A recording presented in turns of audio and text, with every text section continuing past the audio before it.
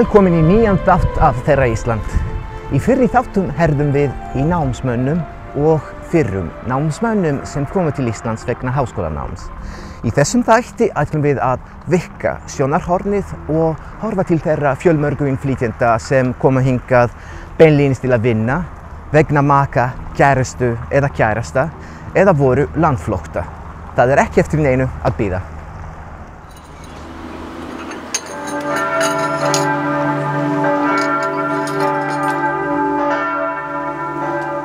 Við byrjum á að ræða við Emil frá Lettlandi sem kom fyrst til Íslands til að vinna í byggingariðnaði.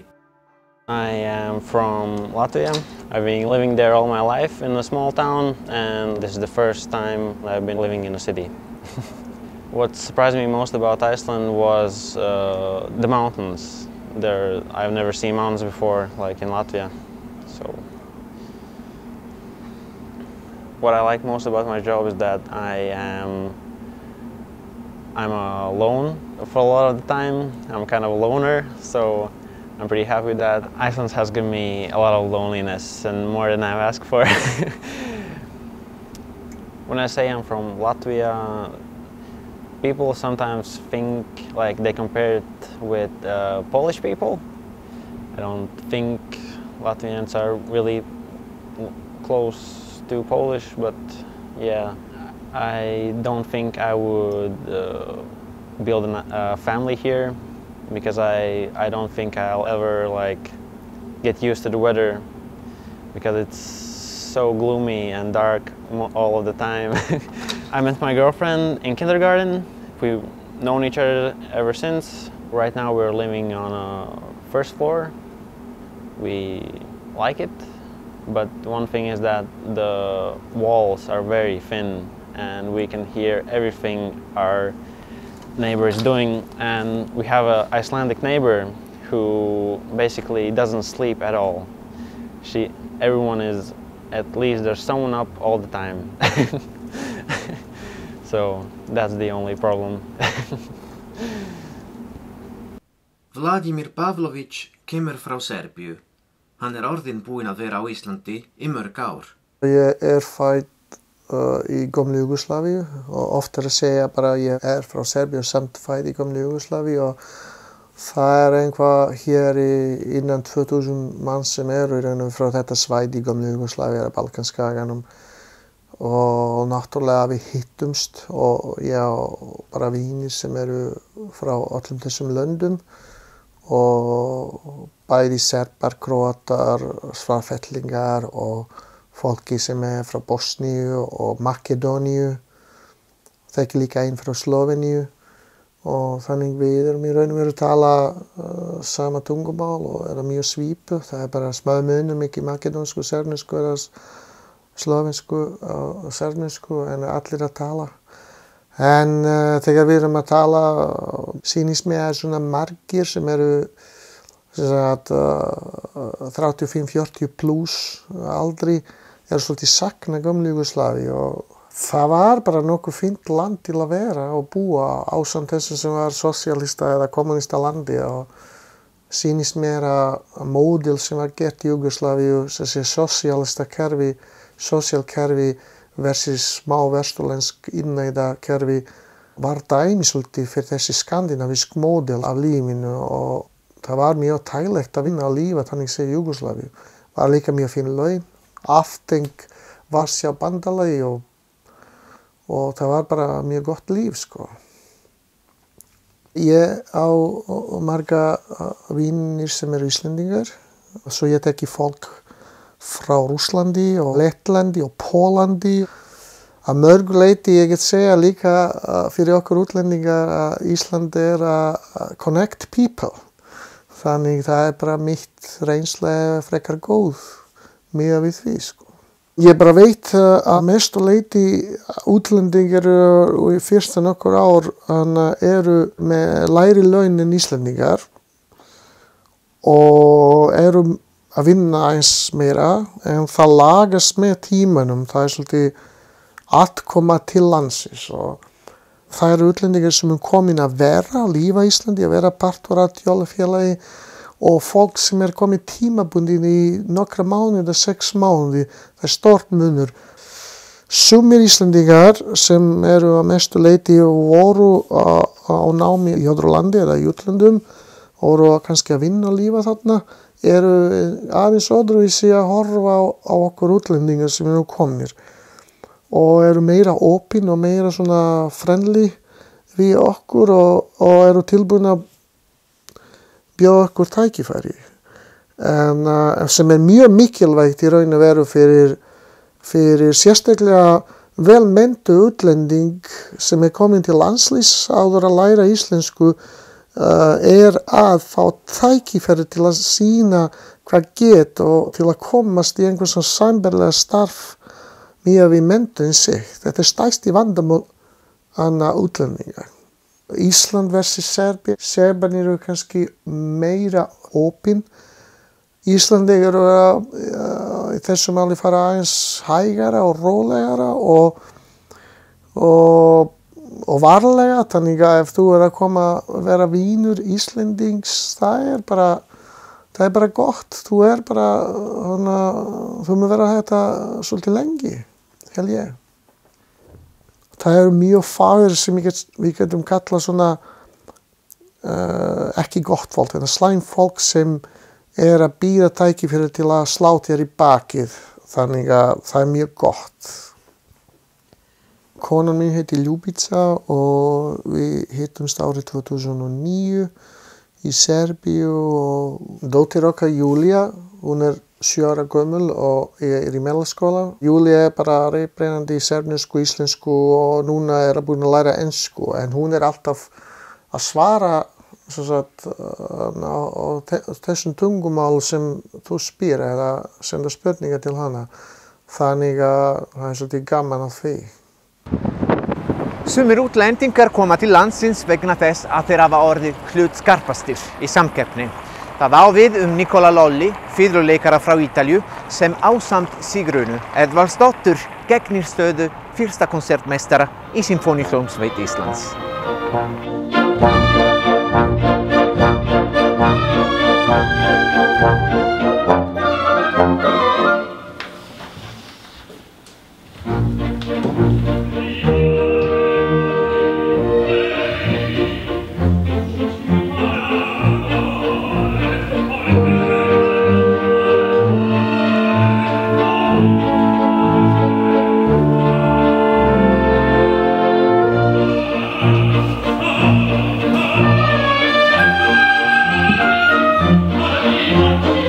In 2012 I auditioned for this job and I was invited to lead the orchestra with Beethoven Symphony No. 9. Hannu Linto was conducting and I was extremely happy, of course, and thrilled, excited.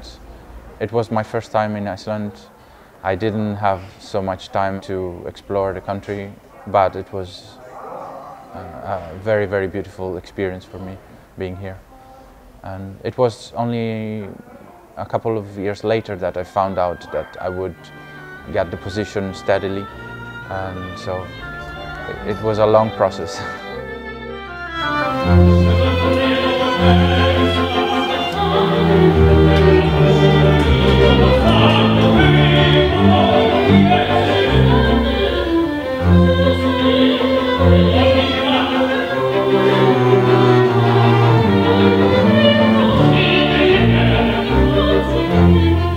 After having played in Vienna and Rome for many years, it was a very refreshing experience to be here because I felt that there is much more freedom of interpretation in a way. People are very open-minded and they don't stick so much to a special tradition of how the works should be played and didn't necessarily believe in just one truth. I felt very accepted also by the other orchestra members. They really enjoyed my input. And having studied and worked for so many years in Vienna, they were very interested in having me here.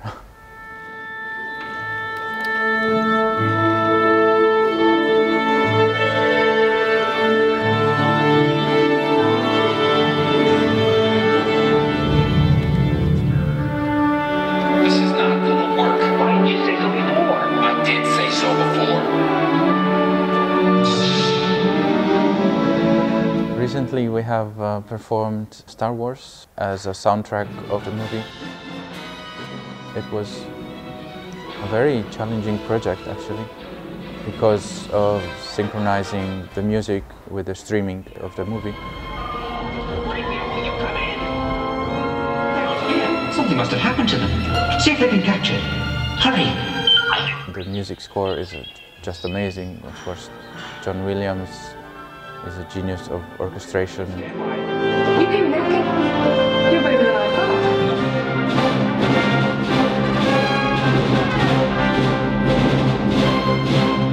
And it's really great to play these big themes together with the movie. You get a new feeling of how the movie is intended to be.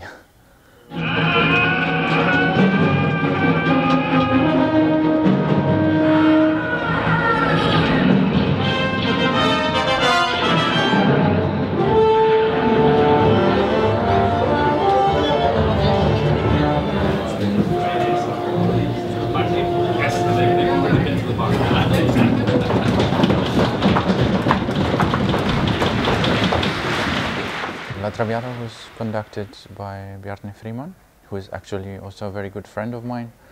We often go to the pool together or we hang out. I've known him for quite a bit, and he's very, very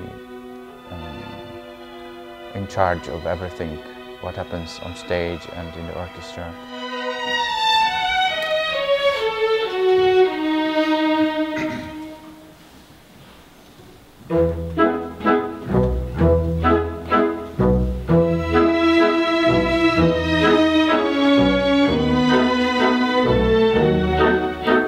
He is maybe not the most typical example of Icelanders that I know. I know he has traveled to Italy many times and has immersed himself in Italian culture, and you can feel that in his conducting and his understanding of the text.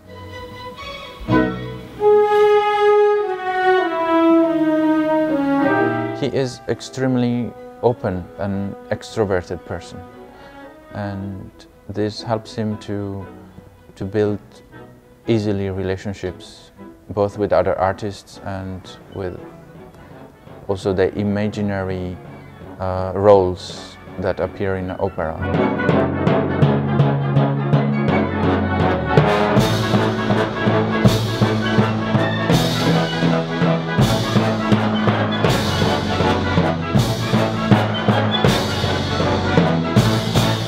I live in Vesturbæjar. I bought a small flat there, and I like very much that part of town. It's close to Harpa and to my job, and I've lived also in other parts like in Seltjarnarnes or closer even to the center. But I'm really happy now, and maybe you would like to come for a coffee. Yes, why not? Yeah, let's go.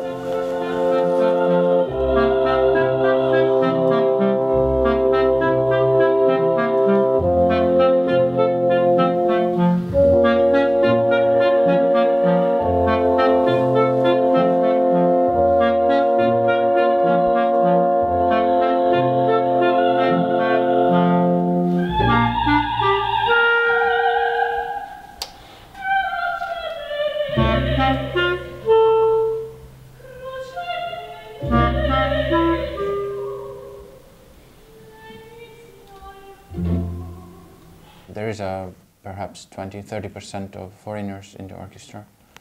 Many players come from the United States, but we have also players from Germany, from Denmark, a lot of them, UK, and a few Polish, mainly in the strings. Also a lot of the Icelandic musicians in the orchestra have studied abroad, actually. It would be quite difficult, I think, just to study music here, and that's it. It's not impossible, of course. Harpa is an amazing building, and I really love being there, having the chance to play in such an amazing hall like Eldborg. People write a lot in Iceland, both literature and music. There are many, many composers, and some of them are extremely prolific and are writing extremely good music. I like the fact that Icelanders are multitasking. Unlike me, I'm really only specialized in music, and I can do some housework, but not much more than that. Yeah. The nature is very powerful here, so you feel small in comparison, and that's a good thing, I find.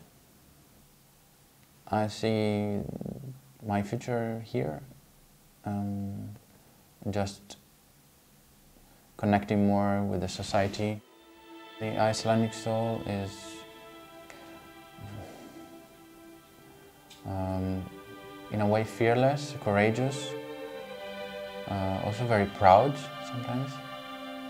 I would describe it this way.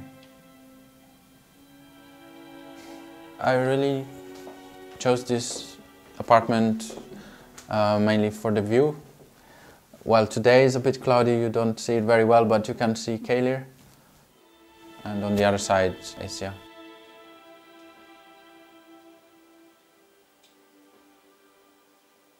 I like this kitchen. It's old. This is quite old. Yeah, it's very old. I think it was with the flat since it was built, since the house was built, I guess. Við höldum kunnunar leiðangrinum áfram með því að heimsækja 3 blandaðar fjölskyldur. Fjölskyldu Marinu sem kemur frá Portugal, fjölskyldu Asako frá Japan og fjölskyldu René frá Ítalíu. Ég heiti Asako, ég frá Japan. Ég kom til Ísland vegna ástarina. Yngri sonur minn 18 ára og hann heiti Aron Daði. Ég man fyrsta skipti sem ég sá manneskju sem var af svona dekkri en ég. Það var svona eftir 3 ár að ég var á Íslandi og ég hagaði mér eins og fáviti. Ég bara orti á hann eins og Íslendingar gera oft þegar til sín hvað skrítinn. Bara fylgdist með þau og svona. Ég skammast mér rosalega eftir það. En í dag mjög algengt að sjá útlendinga út á götu. Þegar ég kom fyrst og ef ég var að labba líka vegi, þá allir stara mig og svona fylgist með augum. En í dag þá breytti heilmikið þegar ég labbaði það enginn bara fylgist, já, ekki í dag. Og þetta maðurinn minn, hann heitir Steinar. Og það mjög skemmtilegt að vera gift Íslendinga, sérstaklega þegar við skilum ekki hvort annað brandara. Já, það... Maður bara orfa svona gátaður. Sambandið var best í upphafi, þá skildum við ekki hvort annað. Já, þetta var svona eiginlega meira body language. Það svo margar svona misskilningar sem ég gerði þegar ég var að reyna að tala íslensku. Hún var næstum því að búin að skrifa alla niður. Ég sé eftir ég hafi ekki gert það. Það var alveg stórkostlega fyndið. Og ennþá. Og við bjuggum til fullt á orðum. Já. Til dæmis þegar matur var útrunnið. Við segjum matur var best fyrir. Að því það var orð sem var þarna sem ég skildi. Það var best fyrir. Best fyrir. En núna þarf að fara á tónleika. Aftur gaman, elskar mig. Bless.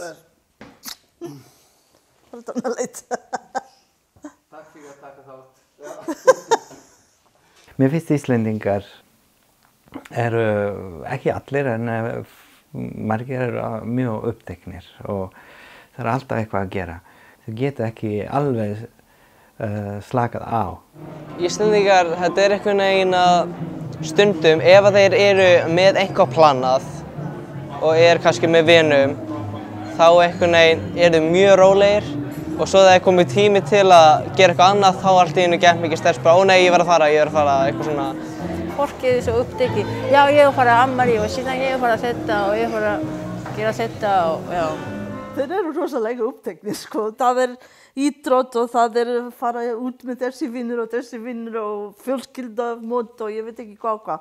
Maður sé ekki þau. Íslendingar eru meira uppteknari núna heldur en þeir voru.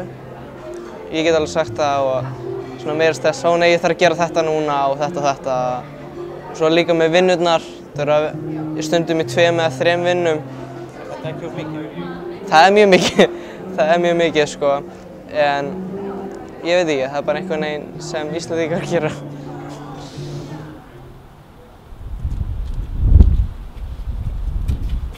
Góðan daginn. Hæ.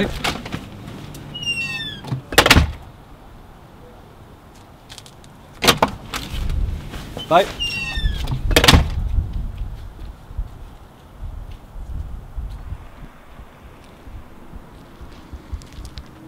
Nei, sæll Pétur. Það fallegur dagur í dag, sólin skín, himinn blár.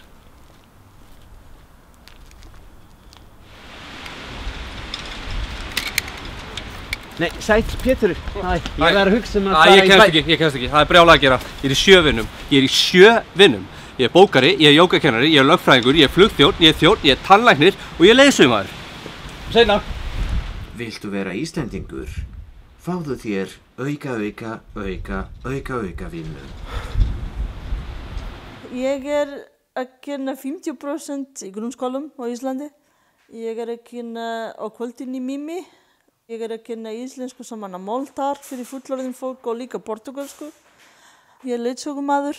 Ég er ráðgjafi í flintindamálum. Ég er túlkur og þýðandi. Það ég er ýmislegt, já. Stundum fólk segir þetta oft Íslending.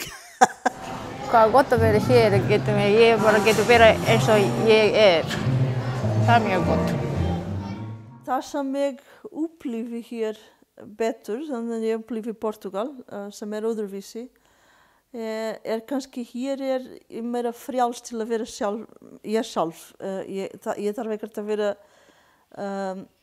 mjög upptekin í að hugsa hvað segir nágrannar mína ef hann sé karlmaður heima á mér til dæmis eða eitthvað svona. Það skiptir engum mál hér.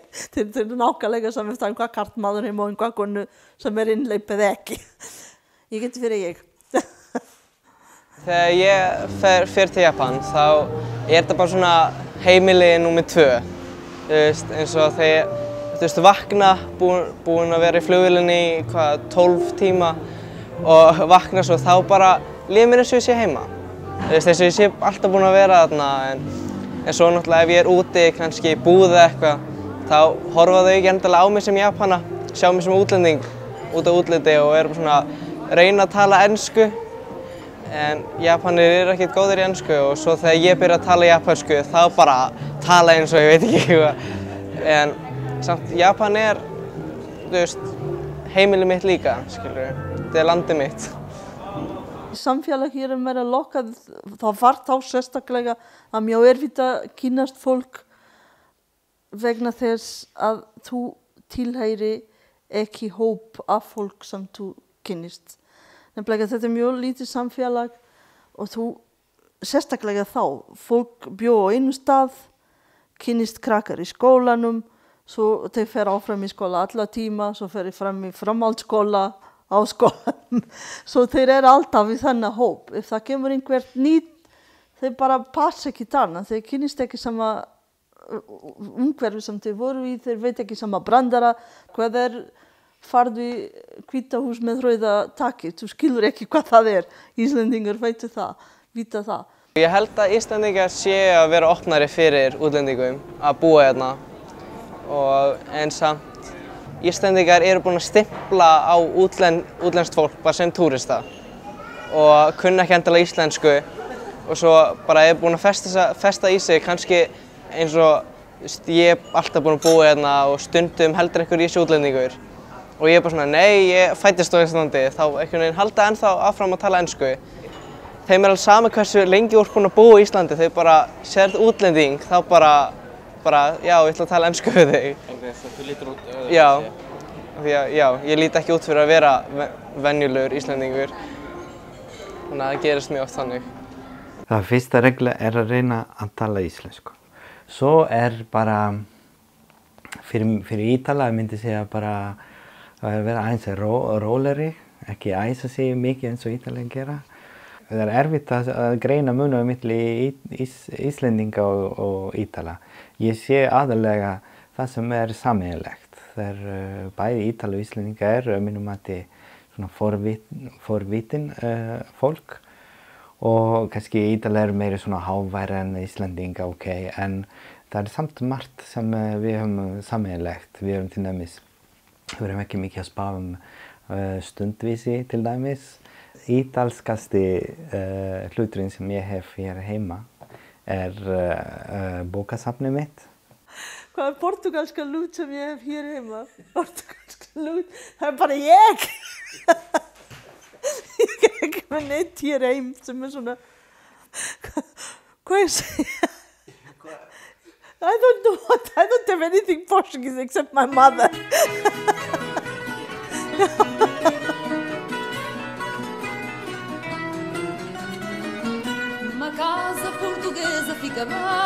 Ég er með eitt sem er mjög ítalskt hér hjá mér. Langar að sýna ykkur. Svo inn í eldhúsinu. Það er bara þetta. En að vísu, þetta er fyrir einn. Ég er með að vísu fleiri. Ekki nóg. Þannig fyrir ég hér. En ég veit að ég er líka verið svona, bara alla skalan. Ég er ekki nóg ítalskt. Qua. E poi questo c'è scritto made in. Non lo so. Comunque dai.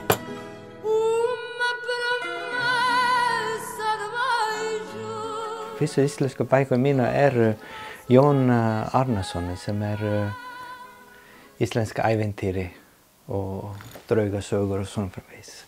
Mér finnst það bara, ég lærði íslensku úr þessara bækur.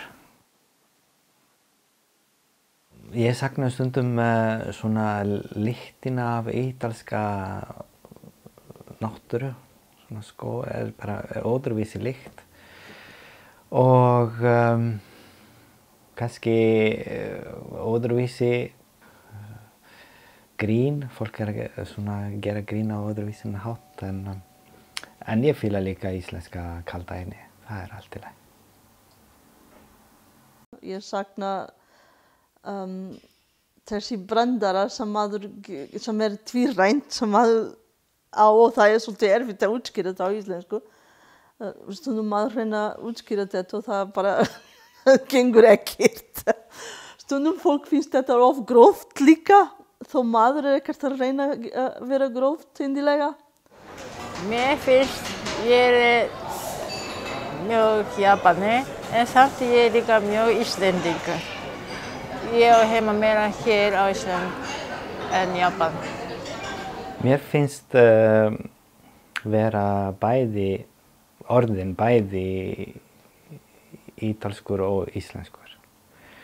Og ég segi alltaf við börnin minn að ég segi að þið er ekki hálf íslensk og hálf ítalsk. Þið er alíslensk og alítalsk. Og sjálf núna bráðum næsta ári þá verð ég búin að vera á Ítalíu í 22 ár og á Íslandi í 22 ár líka. Það er þessi svona tímamót. Bráðum við mun vera búið lengra á Íslandi heldur en á Ítalíu. En mér finnst að þegar ég er á Ítalíu, þá ég byrja að bara taka þátt á ítalska samfélag og byrja að tjá mig pólitík og allt þetta. Og ég geri það sama þegar ég er á Íslandi. Núna er ég búin að vera á Íslandi í 20 ár eða rúmlega það. Og tek þátt í bara 100% í öllum störfum og sem er í samfélaginu. Og þá ég til dæmis hef líka tekið þátt í stjórnmál og fór í framboð fyrir Vinstri græn og hef verið í framboði líka í bæði sveitarstjórnarkosninga og Alþingi. Mér finnst þetta, dæmi hversu mikið Íslendingur finnst mér að vera. Mitt samband með mömmu minni ég myndi segja sjálfur nokkuð sterkt að með margar fjölskyldur. En eitt sem ég og mamma höfum sameiginlegt að við eigum afmæli á sama dag. Og langamma mín líka, hún átti afmæli á sama dag og við. Tilviljun? Já.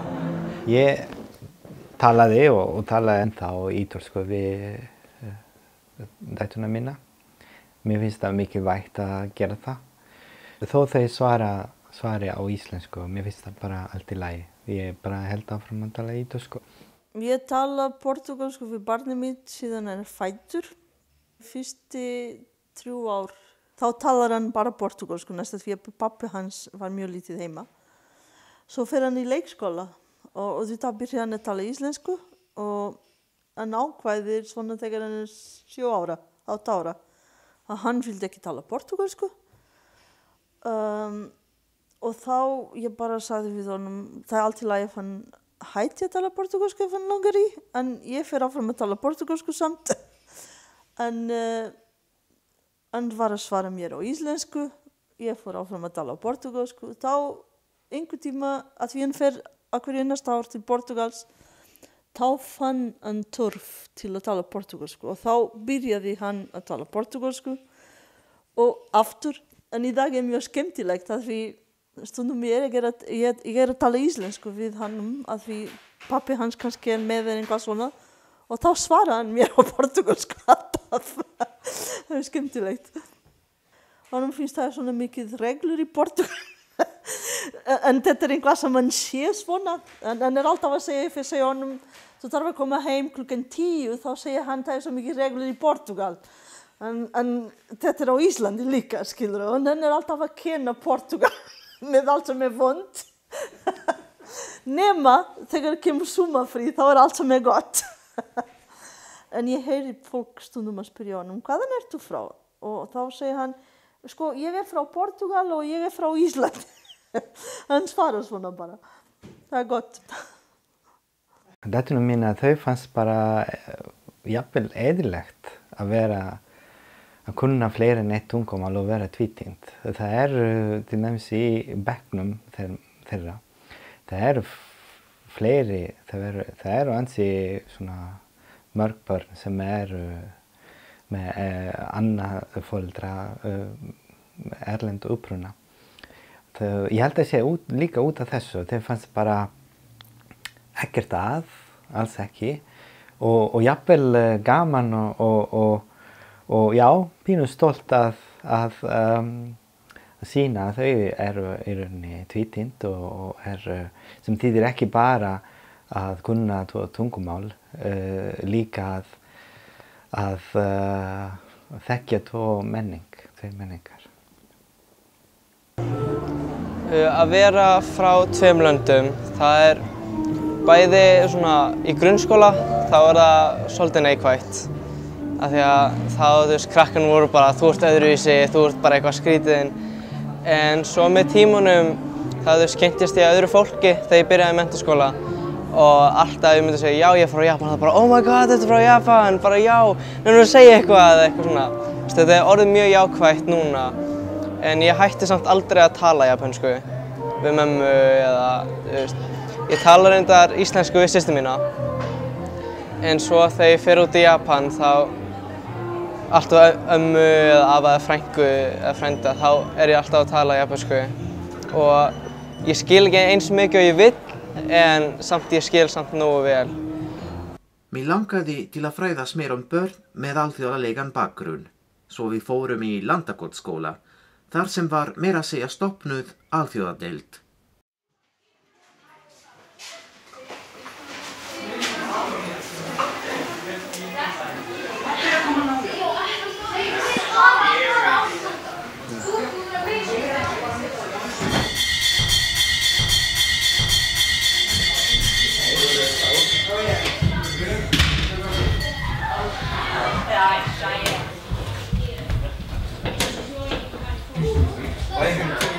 Pappi minn kemur frá Ameríku, hann var fæddur í Texas og þá Þannig, og mamma mín kemur bara frá Íslandi og amma mín sem býr í Ameríku, hún frá Mexíkó.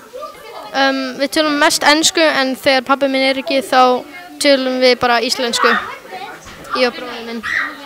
Both of my parents are from Italy and I spent maybe 3 years there before I moved to Dubai for 7 years and now I'm here.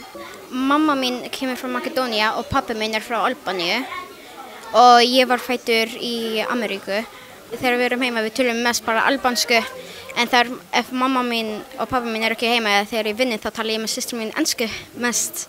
Ég búin að læra mest íslensku með vinnum mín og þeir alltaf búin að vera að tala íslensku og ég vildi læra það svo mikið svo þú veist þeir voru smá að kenna mér meira og meira á hverju degi svo ég var að læra íslensku frá vinnum mín.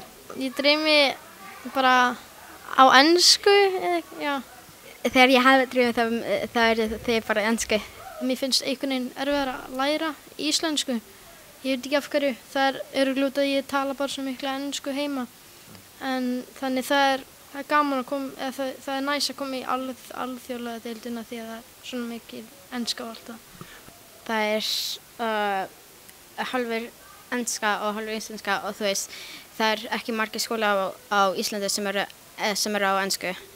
Og ég fór í þessa skóla og mamma mín sagði að það myndi vera mjög erfitt fyrir mig til að læra íslensku í 8. bekk og 7. bekk.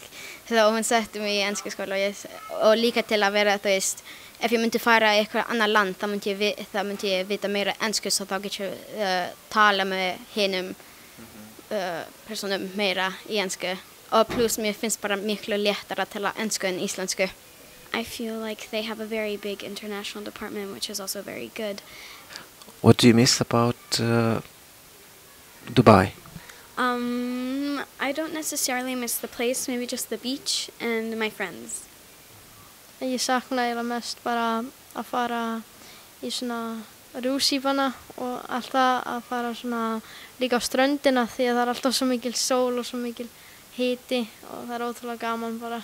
Það miklu betra en að vera í kuldanum hér. Í framtíðinni þá myndi mér langa kannski, mér myndi alls ekki langa að búa hérna því að, já, mér langar að búa á svona eyju með ótrúlega góða strönd og mikla sól og allt það. Mér myndi langa að sjá bara alla heiminn, þú veist, ég langa að fara til öðru stöðum en hérna. Mér myndi langa að fara svona í kannski Þorgeir eða eitthvað, ég veit ekki, bara alls þar í heiminn. Ég búin að vera í Albaníu, Ameríku, Ísland, France.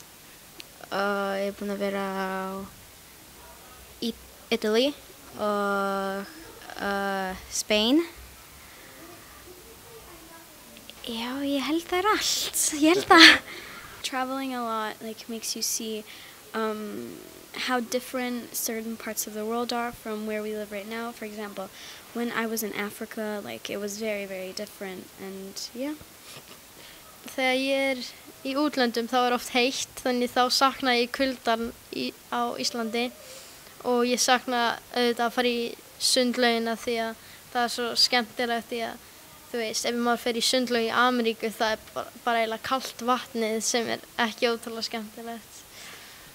Kaldinu út af þess að heitt í Albaníu stundum svo sama eins og aðri eiginlega og líka örugglega vinur minn fólk frá Albaníu eða þú veist fólk frá Íslandi það þú veist allir wealthy þú veist þeir eru í góða hvernig orðið vera hérna já, þú veist ekki allir þú veist eins og í Albaníu það eiga ekki allir hús og þú veist þeir eru ekki allir góðir og þú veist. The Icelandic people are very nice and it's they can be kind of rude. Yeah. Finnst þér vera Íslandingur eða svo líka frá Bandaríkjunum? Eiginlega bara bæði kannski, já. Ég er bara helmingur og helmingur þannig. Allavega í skólanum þá ég meiri svona frá Ameríku en þegar ég bara ekki í skólanum þá ég meiri svona að tala íslensku og bara allt það. I feel like I'm half Icelandic, half Albanian. Yeah. I guess you could say citizen of the world. Mér finnst þetta að vera gott orð að nota, heimsborgari, af því að þannig held ég akkurat að börnin skynji sig og það sé góð leið til þess að horfa á þetta tækifæri sem felst í því að vera í þessum fjölbreytta hóp. Að það lærir menningu annara og farið skilninga á bara hvernig tungumál eru byggð upp með fjölbreyttum hætti. Þetta er 4. árið sem við erum með alþjóðadeildina og hún var semst fyrst þegar við byrjum þá voru 24 nemendur í deildinni og nú eru 70 nemendur, þannig að hún hefur vaxið mjög hratt. Í íslensku deildinni er nemendahópurinn mjög fjölbreyttur og það er svona í kringum 25% nemenda, það sem að annað foreldri talar einhver annað tungumál en íslensku að móðumáli. Og hópurinn er mjög samsettur, það eru frakkar, það eru nemendur sem eiga pólsku að móðumáli, ensku og filipísk tungumál. Þetta er mjög breiður hópur. Og engin einn sem er fjölmennastur í rauninni. Og svo í alþjóðadeildinni, þær eru líka hópurinn mjög samsettur. Það eru Bandaríkjamenn, Kínverjar, Pólverjar, Þjóðverjar. Það eru rauninni engin einn fjölmennastur. Ég held að sé svolítið gaman að hugsa þetta að við séum með því að skólinn hann leggur mikla áherslu á tungumálanám og þar með menningarnám og bara skilning á menningu annara og það sé ótrúlega merkilegt tækifæri fólkið í því að vera í þessum fjölbreytta hóp. Ég held að við getum lært á hvort öðru og kynnst og í návíi þá getum við kannski fundið leið hvernig við förum að því að hafa 2 tungumál í landinu. Þannig að bæði enska og íslenska, hún haldi áfram að vera hér. Og ég sé þetta sko þannig líka að við berum öll ábyrgð, bæði þeir sem koma frá útlöndum og líka þeir sem að búa hér. Hvernig viljum við hafa þetta? Viljum við bara tala ensku hér eða ætlum við að halda íslenskunni við? Þannig að það sé í rauninni ábyrgð beggja aðila. Ekki bara Íslendinga og ekki bara útlendinga. Og þó svo að peningar spila þarna inn, þá tel ég að viðhorf skiptir mjög miklu máli og meira heldur en við gerum okkur grein fyrir. Eins og gerist í öðrum löndum kemur fólk til Íslands til að sækja hæli. Þetta er fólk sem er á flótta undan stríði, ofsóknum eða öðrum óbærilegum kringumstæðum. Ramazan er ungur maður af þjóðarbróti Hazara í Afghanistan.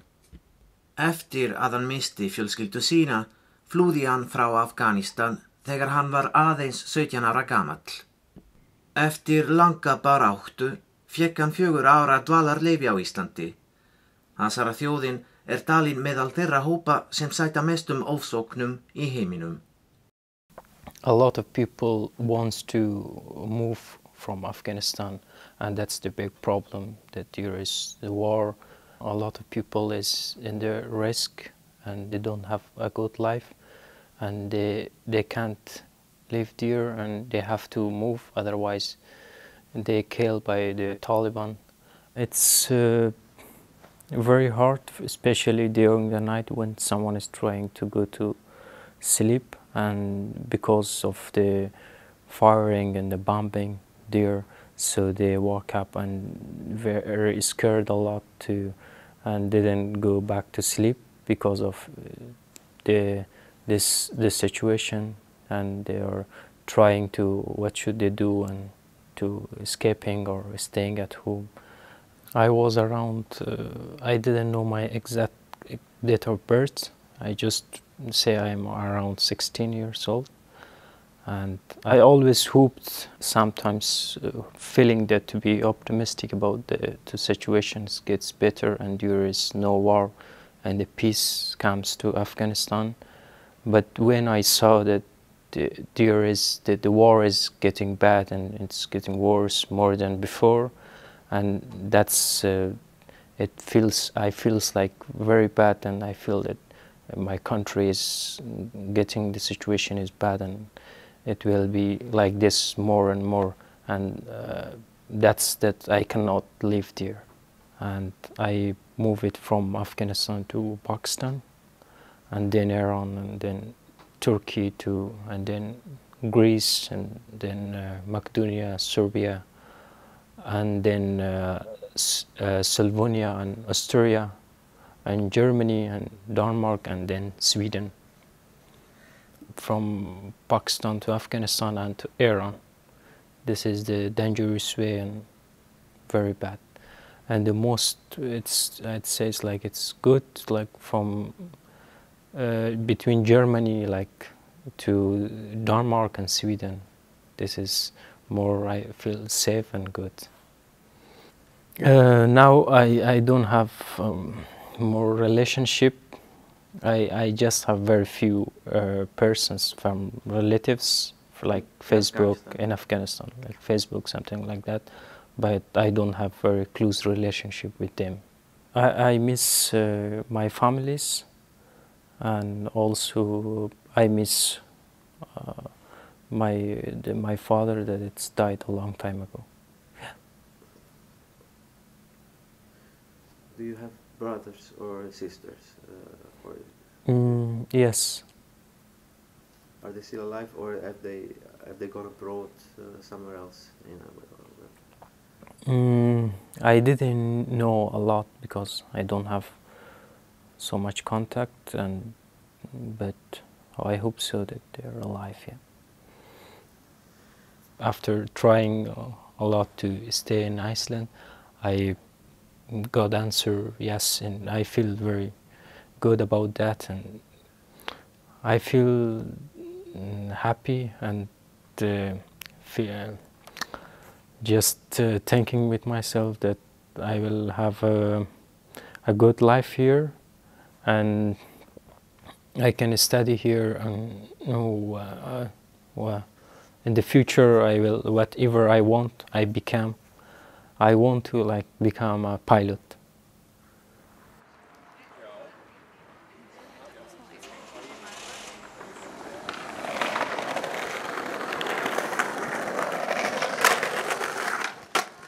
Hvað finnst Íslendingum flóttamenn? Það eru að koma hérna flóttamenn, bæði kvótaflóttamenn og þeir sem sækjast eftir inngöngu hér, og þetta bara á allt rétt á sér. Við erum bara að horfa á breyttari heim og við þurfum svolítið að opna og auðvitað þurfum við náttúrulega ákveðin ramma, en við þurfum allavega að taka þessu fagnandi. Mér finnst að allir flóttamenn eiga að vera velkomnir. Mér finnst það, og ríkið ætti 100% að gera meira. Já, ég er alveg hlynntur því. Sérstaklega ef fólk er að leita að betra lífi, að vera flótta undan einhverju og hefur engar annar kost af völ en að flýja heimaland sitt, þá finnst mér allt í lagi að leyfa fólki að koma til landsins og reyna að gefa því tækifæri. Við höfum 100% pláss fyrir fleira fólk og við höfum að bjóða fólk velkomið með opnum örmum sem að hefur hvergi annars staðar að vera. Ég trúi að innflytjendur auki samfélagið okkar. Því að þeir bæta fjölmenningu Íslands. Mér finnst það auka flóruna í menningunni einmitt, og samfélagið verður sterkara ef við getum bara fundið svona ólíka strauma og sérstaklega ef við bara getum tekið opnum örmum. Maður getur orðið svolítið einangraður á Íslandi því að við erum lítil þjóð og lítil land og svona, þannig að það er mjög velkomið, finnst mér, að hrista svolítið upp í þessu og hafa fjölbreytni hérna, sko. Ég held að það auðgi okkur mikið sem þjóð að hafa útlendinga, og mér finnst ekki vera að tekið nógu vel á móti innflytjandi hér. Og ég er leið þegar ég sé að vera að flytja fólk nauð út úr landi sem mér finnst að mætti vera hér.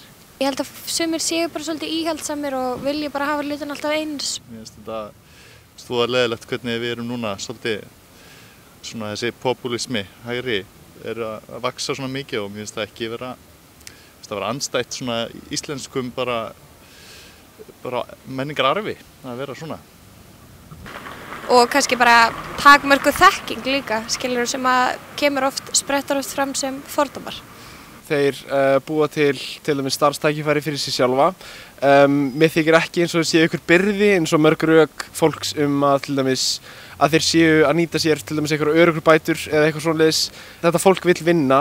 Ég er bara fullkomlega sammála Kristjáni. Ég kann að meta, mjög mikið hvað þetta fólk gefur samfélaginu okkar, og ég bara endilega þetta fólk flytingað og hjálpa ykkur að bæta samfélagið, sko.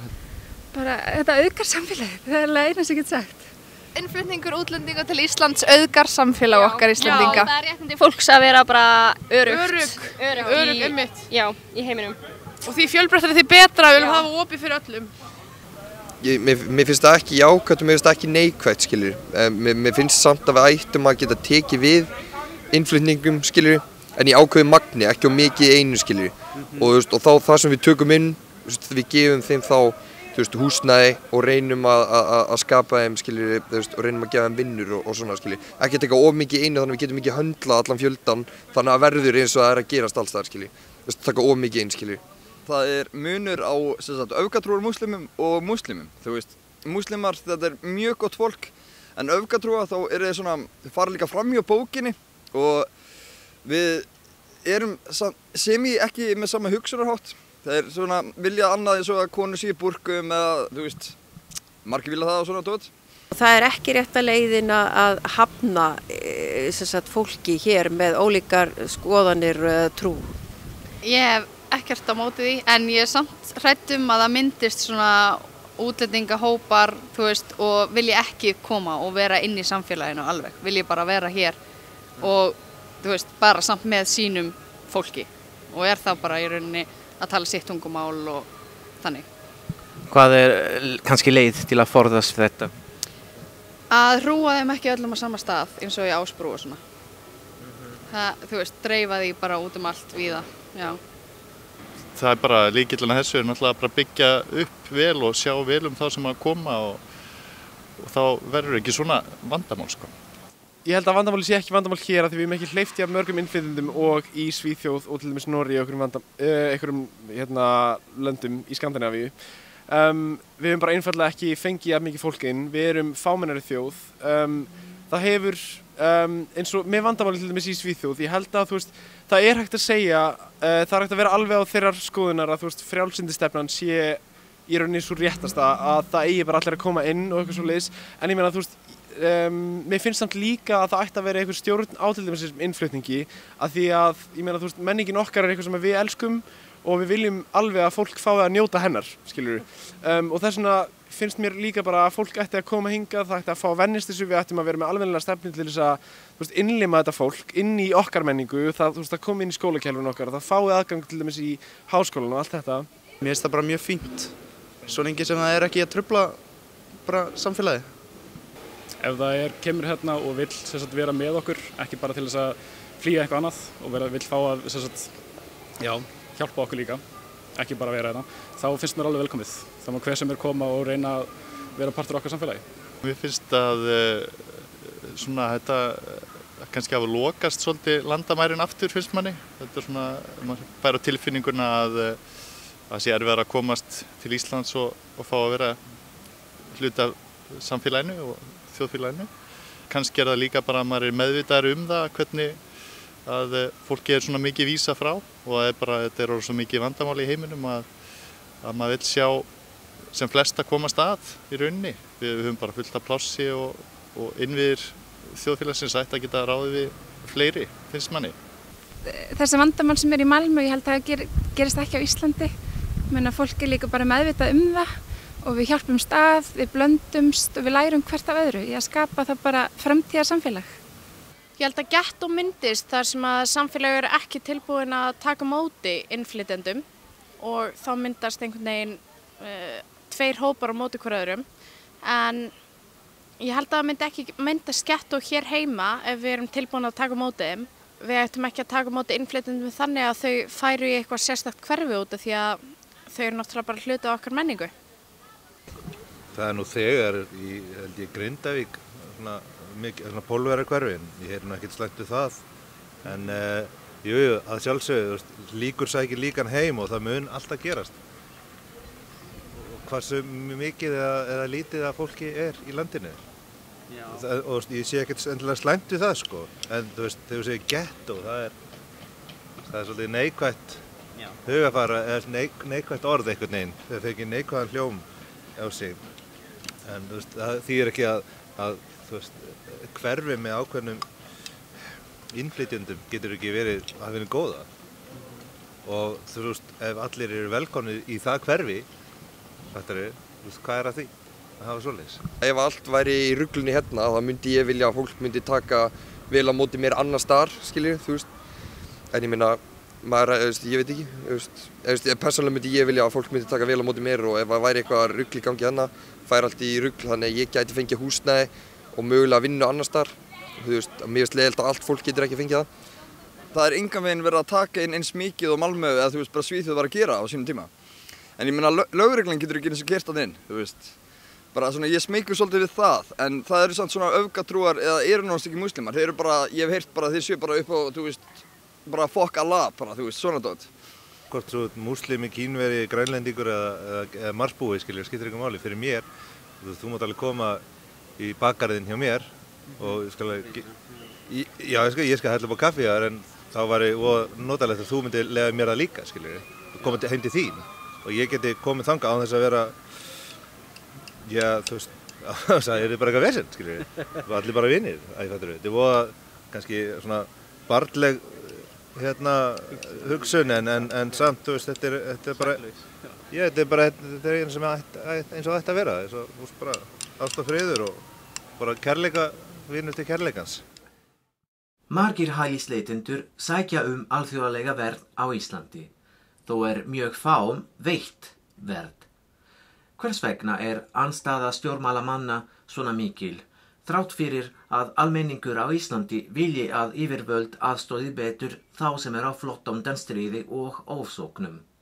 Við ræddum málið við nokkra einstaklinga. In a conversation that I had with a social democrat politician here, I had pointed out this exact same discrepancy to her, saying like, poll after poll is showing that the vast majority of Icelanders support bringing more refugees into the country, yet I don't see anyone in parliament standing up for this. Why is this? And she said something very telling, which is that when you do this, when you stand up publicly as a member of parliament or city council or some sort of public figure and speak out for refugee rights, you become a lightning rod for hate and xenophobia from these very loud people in this very tiny minority. And not everybody can handle the level of harassment that they're forced to endure. Stjórnvöld hafa á undanförnum árum haft þá stefnu að reyna fyrst og fremst að finna leiðir til þess að senda fólk í burtu sem að hingað leitar að vernd. Og eru ekki með þá stefnu að sýna mannúð og hugsa mannréttindi fólks, heldur fyrst og síðast hvernig getum við lokað landinu, hvernig getum við sendt fólk í burtu. Það er vaxandi rasismi á Íslandi í dag, það er vaxandi hræðsla og ótti við útlendinga, við einhverja sem eru að koma hingað og taka eitthvað af okkur. Við viljum í rauninni jafnrétti og jöfnuð fyrir alla. En svo eru bara ákveðnir hópar innan samfélagsins sem vilja það ekki og heyrist mjög hátt í þeim. Sænsk stjórnvöld hafa ekki lokað hjá sér. Þau hafa þvert á móti reynt áfram að búa til svona mannúðlega stefnu. Öfugt við til dæmis Dani sem hafa verið að fara langt frá því sem hefur tíðkast á Norðurlöndunum. Það hefur í umræðunni mjög mikið verið málað dökkum litum ástandið í Svíþjóð og annar staðar. Það er sama hlutfall á Íslandi og á Norðurlöndunum af innflytjendum. Það er alltaf látið eins og það sé ekki, en það er sama hlutfall. Það er enginn að kjósa það að flýja landið sitt vegna ofsókna, vegna stríðs, koma til Íslands og lenda oftar en ekki í félagslegri einangrun, búsetuúrræðin ekki upp á marga fiska, hafi í rauninni ekki leyfi til þess að vinna einu sinni meðan þau eru hérna og eru pínlítið aðgerðalaus meðan þau bíða eftir einhverjum úrskurði og geta oft beðið hérna í langan tíma. Og það er að fyrsta sem þessir einstaklingar segja þegar þau koma hingað til okkar hvernig geti byrjað að vinna. Ég held að við ættum að taka aftur upp þá stefnu að leyfa þeim sem að bíða eftir niðurstöðu, leyfa þeim að vinna og þá hættir ríkið að styðja þig, þá borgarðu sjálfur húsnæði og svona, þarft ekki fjárhagsstuðning. Og ég held að fólki líði betur ef það fær að gera eitthvað á hverjum degi á meðan það að bíða. Ósamræmi í kerfinu, þar langar mig kannski helst að benda á hvernig við lesum Dyflinnarreglugerðina. Hvernig við ákveðum að beita henni. Af því að í reglugerðinni stjórnvöldum beinlínis skylt að skoða mál hvers einstaklings og þeim ekki skylt að senda alla í burtu til móttökuríkisins. Það engin skylda á íslensku stjórnvöldum til þess. Sérstaklega þegar við tölum hinsegin fólk sem oft í jaðarhópi og hinsegin fólk jaðarhópur innan jaðarhópsins sem þau sem sækja hér alþjóðlega vernd. Þá líka Evrópuríkin mjög mislangt komin í réttindum hinsegin fólks. Og þá skiptir líka máli hvert verið að senda viðkomandi.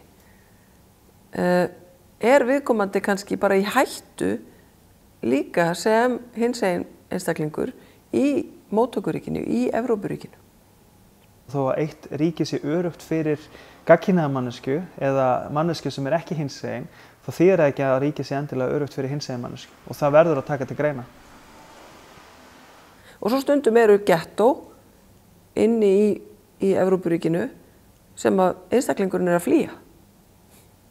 Og þá verðum við líka að horfa á það. Gettómyndunin, það af því að það búið að ákveða að hópurinn eigi að búa á einhverjum ákveðnum stað. Og ég held að það sé vont að því þá verður minni svona blöndun og þá lærir minna á samfélagið. Fólk bendur ofta á Svíþjóð í þessu samhengi og segir að þarna múslimar eða útlendingar bara búin að hópa sig saman í einhver hverfi. En það líka partur af vandamálinu hvernig við tökum á því. Að vera með félagslega dreifingu, að styðja við fólk að aðlagast, kynna fólk fyrir því hvernig við hugum okkur. Integration is kind of a two-way street. We often think about integration as something immigrants do, but it's an interactive process. Integration is something that the people who live here do and the people who've moved here do as well, in order for it to be successful. And certainly, if you bring in a whole group of people and just drop them down somewhere and leave them to fend for themselves, yes, they're going to naturally kind of group together because they're not going to feel welcomed by the society around them. And the social problems that leads to is feelings of alienation, which leads to frustration and general resentment for the outer society as a whole. I mean, an Icelandic journalist I interviewed here who had done an in-depth investigation into the Islamic State, the Daesh, pointed out that the Islamic State was really good at being able to seek out young people in European cities who came from immigrant families because they felt alienated and detached and not a part of their society, not welcomed by the countries that they were living in, and would actively recruit them to come to Syria, to come to Iraq, and it worked. So if you want to reduce terrorism, if you want to reduce the flow of refugees coming into Europe, then you have to be more active in integrating refugees into your society. It's just a natural function of how immigration works. Ég held að við gætum komið í veg fyrir mörg þessara vandamála ef við myndum einhvern veginn kenna fólki betur á samfélagið, bjóða fólk betur velkomið. Af því að ef þú kemur inn í samfélag þar sem allt svona læst, að þá verður andfélagslegur. En svo það auðvitað þannig að þar sem eru 100 manneskjur komnar saman, þá eiginlega alltaf 10 sem eitthvað ekki alveg í lagi. Við getum tekið 63 þingmenn. Það eru örugglega 6 af þessum 63 sem eitthvað skrýtnir. Ég held að við getum alveg örugglega tekið 60 blaðamenn og það eru 6 þar sem eitthvað svona ekki alveg heiðarlegir. Múslimar, þar erum við aftur með þetta. Ef við erum með 100 múslima þá erum við örugglega með 10 sem ekki tilbúnir til þess og vilja ekki aðlagast og eitthvað. Það alveg það sama með ég held að meirihlutinn sé bara frábært fólk sem vill bara taka þátt í samfélaginu og já, ég held það. Það sem við þurfum að gera að taka öll lög, allar reglugerðir, allar stofnanir þegar kemur útlendingamálum í gagngera endurskoðun, alveg frá A til Ö. Því að eins og þetta núna þá eru svo margir aðilar sem koma á borðinu, það lítið sem ekkert skipulag og Íslenska ríkið og hið opinbera reiðir sig gríðarlega mikið á frjáls félagasamtök eins og Rauða krossinn, eins og Samtökin 78 í rauninni að redda þessum hlutum eins og við segjum á góðri íslensku. Að við eigum bara að koma inn í með ráðgjöf eða þjónustu þegar á þarf. Og oft eru engir peningar sem fylgja því. Til dæmis við Samtökunum 78 tökum ekki við krónu til þess að sinna hinsegin fólki sem leitar alþjóðlegu vernd. En við erum ekki að loka dyrunum á neinn og við getum það ekki, auðvitað gerum við það ekki vegna þess að þetta eru manneskjur, þetta eru fólk sem þarf aðstoð og hjálp og þess vegna það velkomið að koma til okkar og við reynum bara að fjármagna það með öðrum leiðum. En Íslenska ríkið og íslensk stjórnvöld verða að átta sig á því að það ekki hægt að hafa lögin, kerfið, reglugerðirnar og allt það í svona mikilli óreiðu í rauninni. The history of Europe is the history of immigration. You know, we have constant migration waves going across borders throughout the millennia in Europe. Borders themselves growing and shrinking and changing, countries that split apart and that come together. This is the history of Europe. The Vikings, they traveled very far afield. They've gone as far as like northern North America, all the way down to what was called Asia Minor at the time. The Turks, they constantly interacting and trading with other people and learning from them and bringing that stuff back home. You know, that's the history of Europe, is different peoples interacting with one another and benefiting from that interaction greatly. It's only, it seems to be like in the 20th century that all of a sudden you had this very peculiar line of argument start that like, whoa, wait a second, we have to keep the border solid and clean and absolutely non-porous and nobody must move across them because we need to preserve Europe. Ef maður hugsar út í hvort eitthvað sé að breytast núna, hvað varðar hvernig Útlendingastofnun tekur á nýjum umsóknum, þá held ég að stefnan hafi harðnað mjög mikið á undanförnum árum. Og það er bara rekin ákveðin svona fjandsamleg stefna í garð þeirra sem sækja alþjóðlega vernd. Það er það.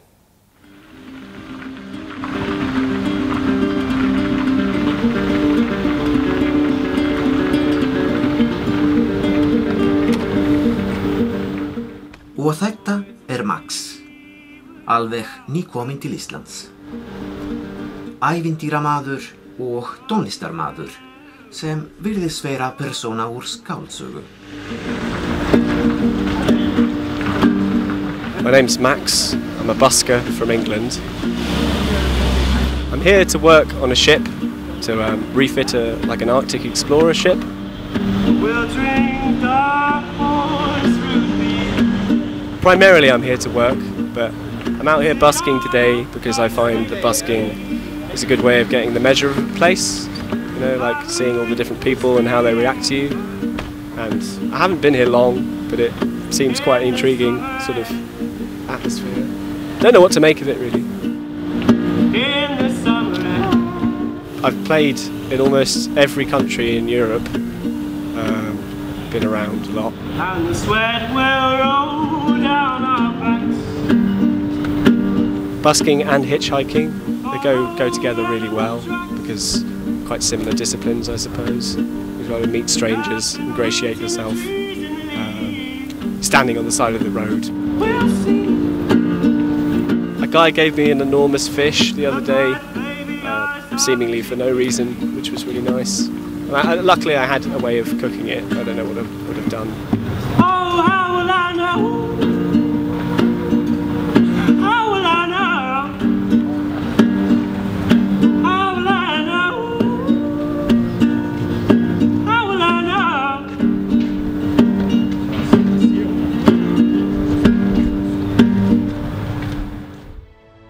Í þessum þætti höfum við reynt að ná yfirsýn yfir innflutning fólks á ólíkum forsendum og vandamál sem því tengjast. Í næsta þætti ætlum við að einbeita okkur meira að samfélögum innflytjenda. Við tökum til skoðunar 3 misstóra hópa. Pólverja, stærsta innflytjendahópinn, Filippseyinga, þann 3. stærsta og einn af fámennari hópunum, Rússa. Takk fyrir að horfa og sjáumst síðar.